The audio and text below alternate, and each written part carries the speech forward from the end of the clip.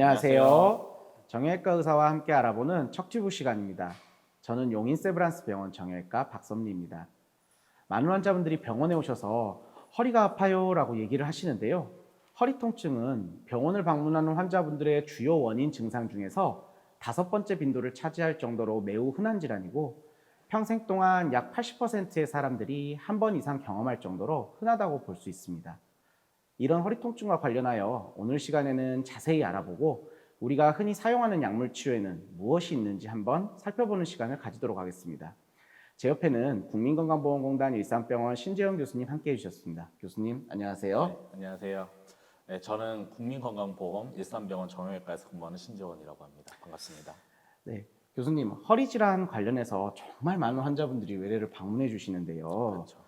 외래에서 환자분들에게 어디가 아프셔서 오셨어요? 라고 여쭤보면 환자분들마다 말씀하시는 통증의 정도나 부위뿐만 아니라 양상도 굉장히 다양하더라고요. 네, 정말 그런 것 같습니다. 환자분들이 단순히 허리가 아파요라고 말씀하시는 분들도 있고 그와 더불어서 엉치나 골반이 아프다고 하는 분들도 많고 그리고 고관절이나 사타구니 부근도 불편하시다는 분들도 있고 정말 다양하게 표현을 해주는 것 같습니다. 그래도 요즘은 다양한 의학 정보들을 주변에서 얻을 수 있다 보니 환자분들도 본인의 증상이 허리 때문 아닌가요? 이렇게 하시면서 오시는 분들이 많더라고요. 맞습니다. 그래서 이번 시간에는 허리 통증에 대해서 좀 자세하게 정보를 제공해 드리면 우리 영상을 보시는 모든 분들께 많은 도움이 될 것 같습니다. 네. 교수님, 허리 통증 환자가 왔을 때 제일 먼저 무엇을 물어보세요? 환자분들이 허리가 아프다고 했을 때 일단 언제부터 아팠고 심하게 아프신 게 얼마나 되었는지 물어보게 됩니다. 그리고 우리가 흔히 허리 통증은 급성 통증하고 만성 통증을 나누게 되는데요.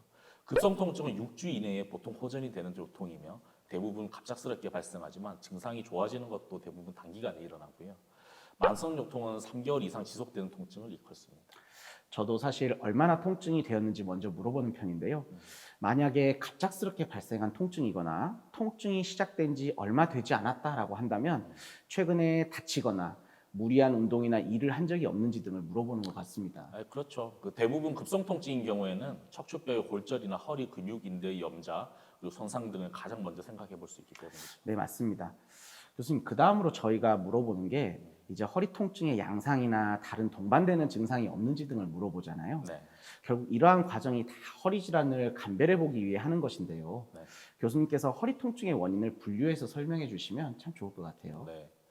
교과서적으로는 한 5가지 기준에 따라서 나누게 되는데요. 제일 먼저는 척추와 그 주변 구조물들의 문제가 발생하여 생기는 척추성 통증의 경우에는 제일 흔하게 발생하는 통증이고 주로 활동 시에 증가하고 누워 있을 거나 안정을 취하면 경감되는 특징이 있습니다. 두 번째로는 신경성 통증인데 신경근이나 척추 경막이 이상이 있거나 종양 등으로 발생하는 통증으로 주로 밤에 통증이 심해 자주 잠에서 깨는 경향이 있습니다.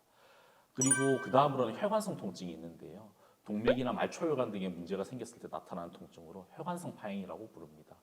혈관성 파행과 신경성 파행의 차이는 이전 유튜브 방송에서도 있으니까는 그걸 좀 참고하면 좋을 것 같고요.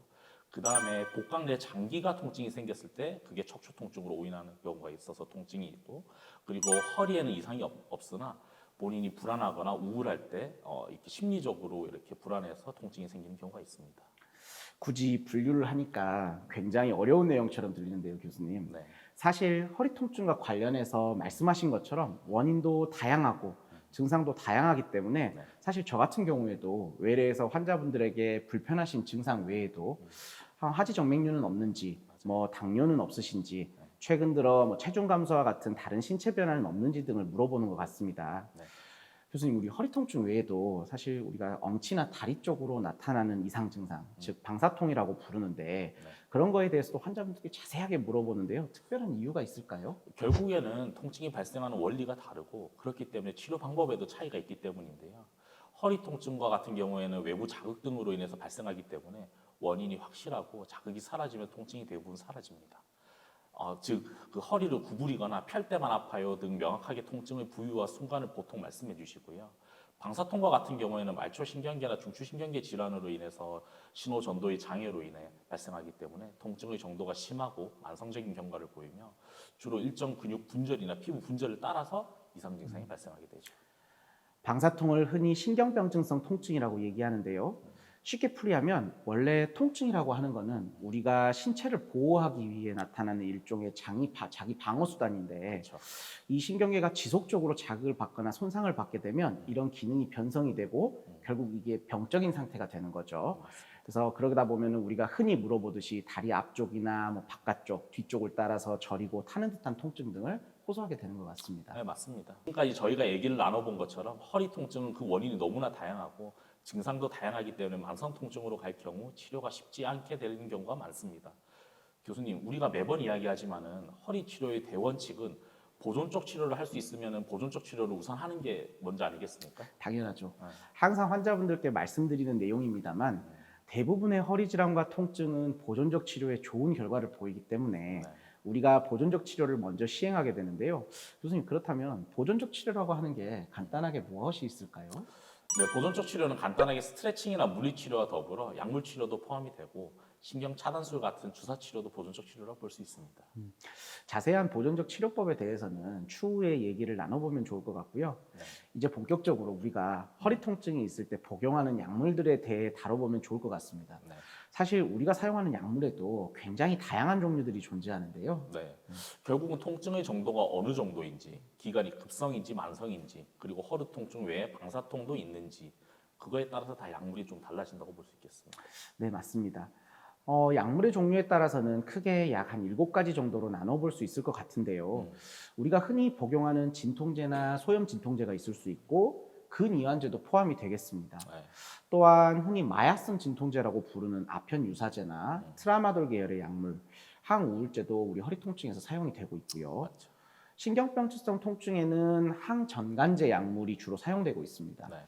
교수님, 사용되는 약물 하나하나에 대해서 설명을 좀 해주시면 좋을 것 같은데요. 네. 제일 먼저 우리가 흔하게 소위 타이레놀이라고 부르는 진통제에 대해서 말씀을 해주실까요?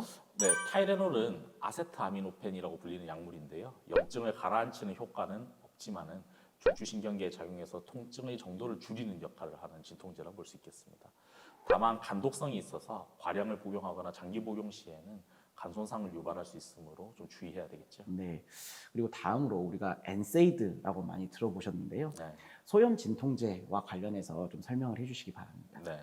처음에 척추와 주변 구조물에 문제가 발생하여 통증이 나타나는 경우가 제일 흔하다고 설명을 드렸었는데요.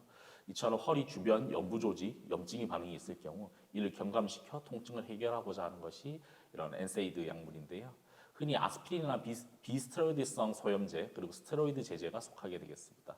이 중 가장 흔하게 쓰이는 엔세이드는 즉 비스테로이드성 소염제 같은 경우에는 약마다 작용 시간과 부작용의 일부 차이가 있지만은 적어도 어느 한 가지 약이 효과가 나타나는데 최소 2주일 정도는 생각해야 되거든요. 그래서 일정 기간 지속적인 투여가 필요하다는 것이 중요합니다. 그리고 소염 진통제 같은 경우에는 위장관 장애나 출혈, 콩팥 기능에 문제를 일으킬 수 있어서 고령 환자에서는 좀 주의 깊게 사용해야 될 것 같습니다. 그렇죠. 또 아까 설명드렸듯이 우리가 근이완제를 사용하는 경우도 있는데요. 네. 근이완제 사용이 반드시 필요한가요? 사실 근이완제는 허리 통증이 있을 때 허리 근육에도 긴장이나 경련이 올 수 있고 그렇게 되면 허리 통증이 더 심해지기 때문에 사용하게 되는데요.